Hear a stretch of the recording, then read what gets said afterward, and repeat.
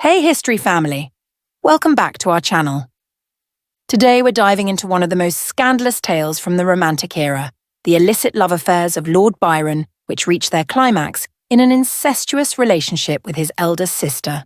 Byron's scandalous history made such an impression on the world that the term Byronic was coined to mean romantic, arrogant, dark, and cynical. Join us as we explore this scandalous historical story filled with passion, secrecy, and intrigue. Buckle up and let's get started! George Gordon Byron, better known as Lord Byron, was born in 1788 to a turbulent family. His father, known as Mad Jack, was a notorious womanizer and spendthrift who squandered the family fortune. After divorcing his first wife, he married Lord Byron's mother, a Scottish heiress, Catherine Gordon, and proceeded to waste her fortune before the two separated. Catherine relocated to Aberdeen with her infant son in 1789, where she was left to fend for herself after her husband's exile to avoid being jailed over the family's debts. Lord Byron's father was absent at his birth and for most of his life as he was in exile. His father lived in France until he died in 1791 at the age of 36. Catherine Byron, clearly suffering from the aftermath of her husband's abuse, was prone to depression and bouts of rage that were sometimes directed at her son and his deformity. She even allegedly dubbed him a lame brat due to his birth defect, which affected his foot. Byron was born with a clubfoot affecting his right side, which would have led to other physical health complications, such as a shorter leg and altered gait. Catherine either spoiled and indulged her son, or vexed him with her stubbornness. Her drinking disgusted him, and he often mocked her for being short and fat, which made it difficult for her to catch him when she wanted to discipline him. At the age of 10, young George became the sixth Baron Byron at the passing of his great-uncle, whose son and grandson both died before they could inherit his estate. He left Scotland with his mother to live near the traditional family estate in Nottingham. Alas, his great-uncle had bankrupted the baronial accounts and ruined all but two of his ancestral homes and grounds, leaving behind a legacy of debt that the latest Lord Byron would also add to the title. In 1805, Byron entered Trinity College, Cambridge, where he piled up debts at an alarming rate and indulged in the conventional vices of undergraduates there. He published a book of verse at age 17 during his first year at the University of Oxford. Two other highly regarded volumes followed in the next 4 years as the young lord otherwise drank to excess, boxed and swam, and chased women while racking up enormous debts to pay for it all. He became quite famous as his poetry became more widely accepted. His newly acquired influence led to widespread imitation of his mannerisms, fashion and tastes. Byron continued to rack up numerous debts, owing to what his mother termed a reckless disregard for money, causing her to move to Newstead in fear of her son's creditors. Byron had countless love affairs with both women and men throughout his life. During his time at Trinity College, Cambridge, he fell in love with a choir boy, John Edelston. Their intimacy continued until Byron left Cambridge in 1807.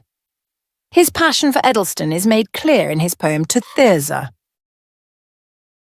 Perhaps the most famous of all Byron's affairs, though, was with Lady Caroline Lamb, wife to William Lamb, 2nd Viscount Melbourne, a British Whig politician who later served as the Home Secretary and twice as the Prime Minister of the United Kingdom.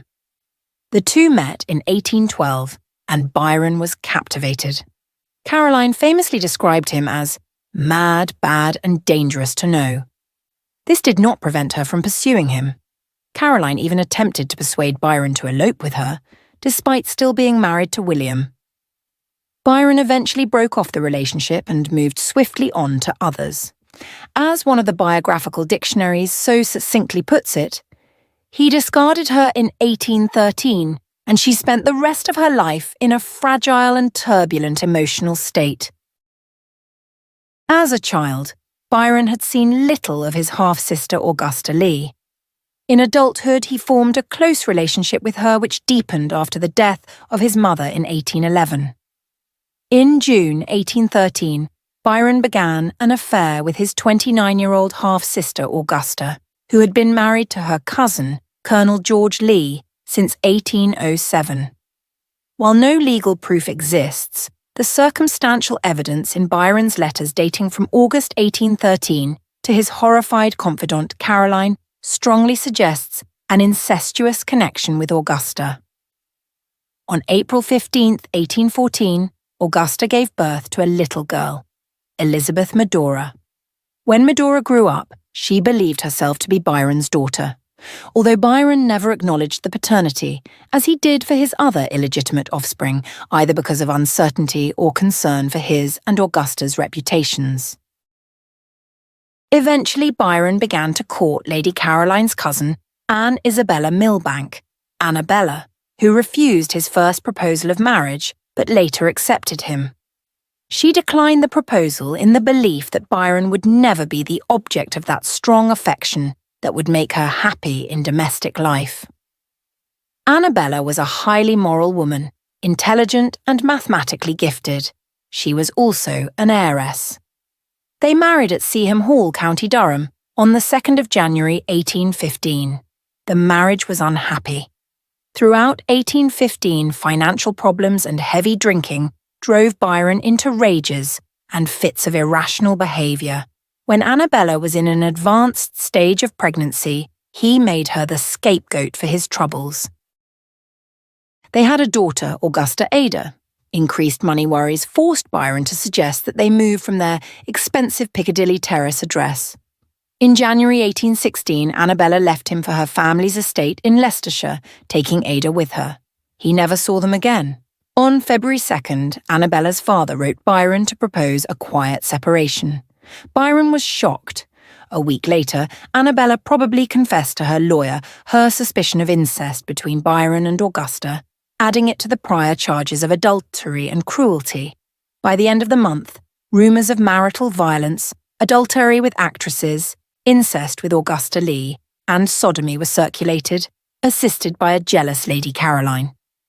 On March 17th, the terms for the legal separation were agreed upon.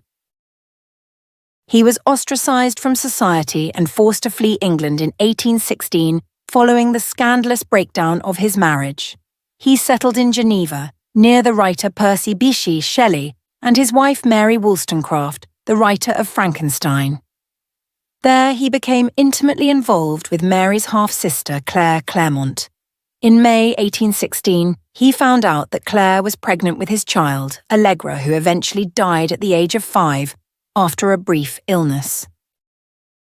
In early April 1819 at the Benzoni Conversazione, he encountered the Countess Teresa Guiccioli, whom he had met casually on his 30th birthday at the Countess Albrizi's.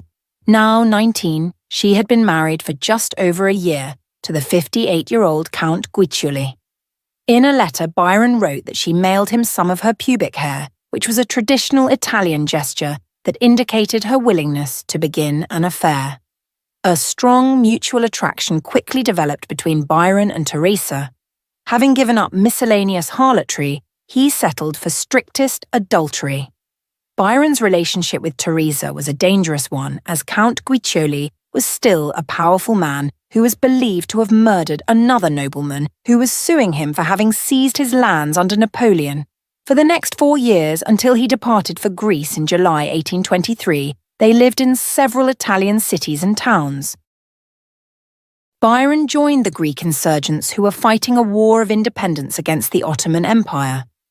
He committed his fortune to establish a brigade of Soliot soldiers and provided a loan of £4,000 for the repair of ships in the Greek fleet. Despite Byron's reputation as a womanizer and a world-class object of heterosexual love, he was throughout his life romantically attached to men. Byron had a deep love for Nicholas, or Niccolo, Byron's version of his name, Giraud, a young man he met in Greece. However, the last object of his love was for his teenage Greek page, Lucas Chalandritsanos. Byron composed a poem containing his poignant reflection on his unrequited love for his 15-year-old page boy, Lukas Chalandritsanos. The emotional frustration of his unrequited love seems to have inspired his final poem, posthumously titled and published as Love and Death. His pursuit of romance did not stop him from forging into the marshes of Missolonghi, where he became weakened by a serious illness in February 1824. He contracted a fever in April, likely worsened by bloodletting, a then common treatment. Byron died on April 19, 1824 at age 36 for the freedom of a homeland that was not even his own. Today, Lord Byron is remembered as one of the greatest poets of the Romantic era, but his scandalous relationship with Augusta Leigh remains a controversial chapter in his life. It's a story that reveals the complexities of love, family, and societal norms. Thanks for joining us on this journey through the tumultuous and passionate life of Lord Byron and his forbidden love. If you enjoyed this story, don't forget to like, comment, and subscribe for more captivating tales from history. Until next time, stay curious and keep exploring.